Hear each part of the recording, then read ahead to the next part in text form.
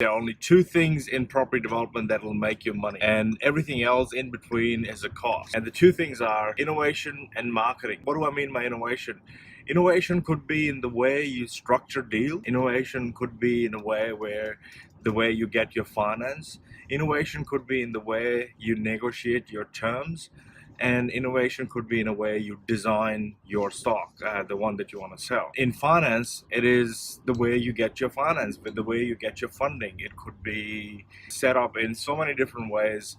It could be a JV with the landowner. It could be a JV with the builder. It could be JV with the money partner deal. And you got to really be very creative with all of this. And the only way you can be creative with all of this is if you know all the rules, if you know all the strategies, if you know how the mechanics of these deals work. You can innovate in finance. You can innovate the way you structure your deals. I know that there are some really innovative ways to structure a deal. The third thing is terms and conditions. You could basically ask for anything and negotiate anything.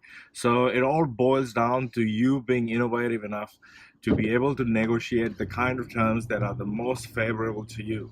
For example, no matter what I do, I always, even if I buy something with plans and permit, I make sure that I've got enough time so that I can go out and sell my project before I settle, so that I can save on interest. And number four, the way you can be innovative is the way you design everything. It could be something which is very environmentally sustainable, or something that's green, something that's got solar. The reason I say marketing is because you've got to really make something that you can sell. If you develop something that you can't sell, it's going to be a problem towards the end of your project, because the only time you actually get your money back is when you actually sell your stock. And marketing, my friends, it is very different from just engaging an agent. And the reason for that is the lenders and the banks are actually getting stricter and stricter with the amount of pre-sales they want, the amount of debt they want to cover before they can let you start construction. Marketing comes in a lot earlier than it used to. And when it comes in earlier, that means you got to sell everything off the plan. And imagine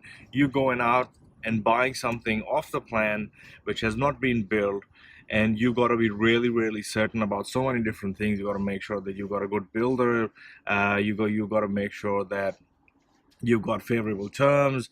But if the product is good, everything boils down to the actual product. So can they actually see the floor plan? Can they actually see what it's going to look like? Are the renders good? I mean, of course, you can go and really get some cheap renders done from overseas, but are they going to do justice to the product that you are selling? I've tried to cut corners. When I started, I said, yeah, no problem, I'll go overseas, get some really cheap renders done. But in this industry, you basically get what you pay for. So if you are offering peanuts, you'll get monkeys. Just make sure that the kind of product that you are selling, if you're selling something worth $200,000, I'd say, okay, don't bother with the render, because it doesn't work.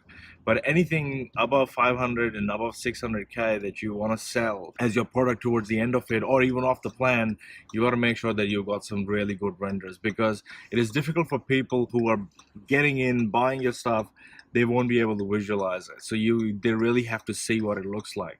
And marketing involves material and finishes. Those are the two things that will make you money. Everything else in the middle of your property development project is going to be a cost. And if you can really nail the two ends, this is the front end and there's a back end, and the front end is innovation and creativity, and the back end is marketing, making sure that everything that you're developing is sellable, you'll be a good developer. Hey guys, I always forget to mention this, but don't forget to comment, share, and like. Thanks very much. Bye.